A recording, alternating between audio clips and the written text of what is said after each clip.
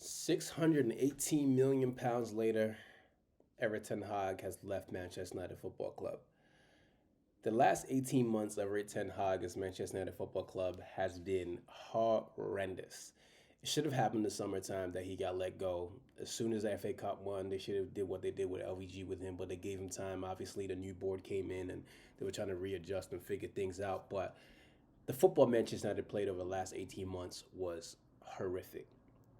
There's been so many different instances of just terrible football, terrible press conferences. 2 weeks ago, he said lies and deceit of him not getting fired. Like, buddy, you lack so much self awareness to understand that you were not doing a good job. And I understand you got to save face and talk in the media. I get that. I'm not even here to attack the man's character. So please, I'm not doing that. I'm not here to attack the man's character. I'm not here to attack the man as a human being. I'm saying as a coach, what you did at Manchester United Football Club in the last 18 months was not good. And there's a reason why you got let go. And it's pretty ironic because he said eras coming to an end and his eras has officially ended. And he was at West Ham against a controversial decision, but they lost either way. A stadium where they blow bubbles and his bubble has bursted. It's over.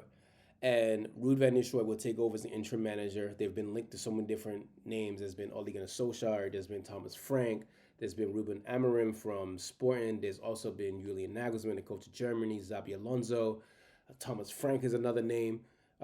Saw someone suggest Lee Carsley. So there's been options and names linked, but this is where Ineos make their bread. This is where they make their money. So you guys want to take over the club and then make the sporting decisions.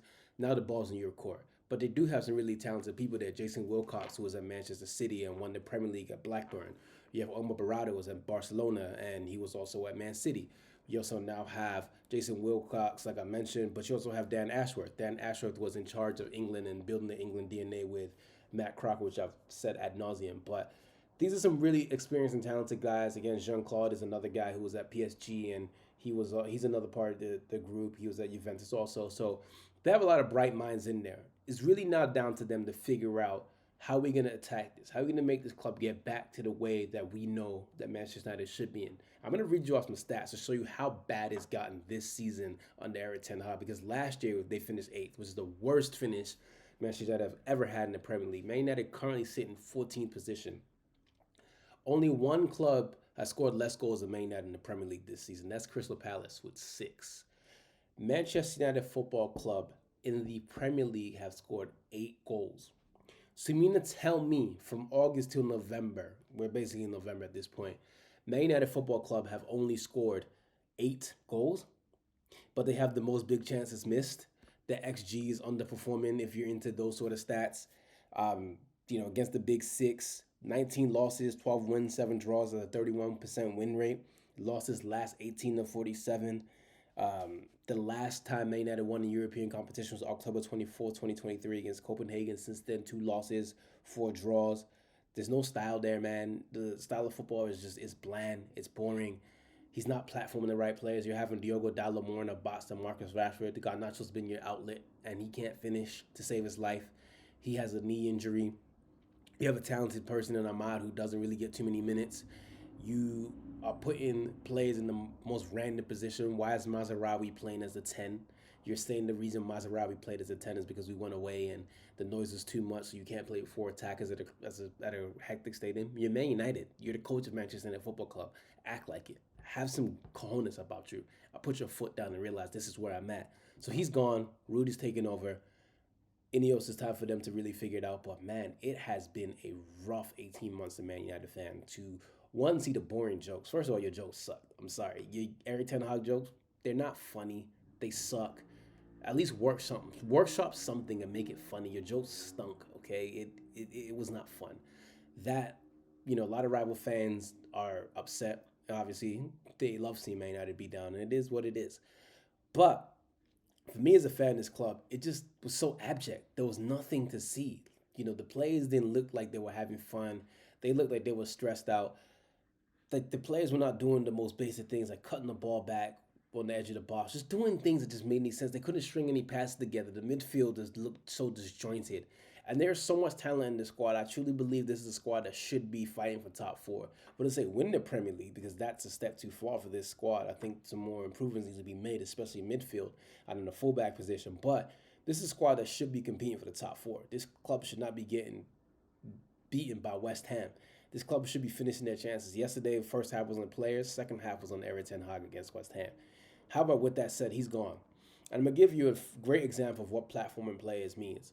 When you look at Adam Lookman, he started off at Charlton, somewhere I watched him most of his career, went over to Leipzig, got loaned to Everton, went at Fulham where he missed a penalty, went to Atalanta. Going to Bergamo really was the best thing for this kid. He's the only African player to be nominated for Ballon d'Or. The only one. In this 2024, he's the only one.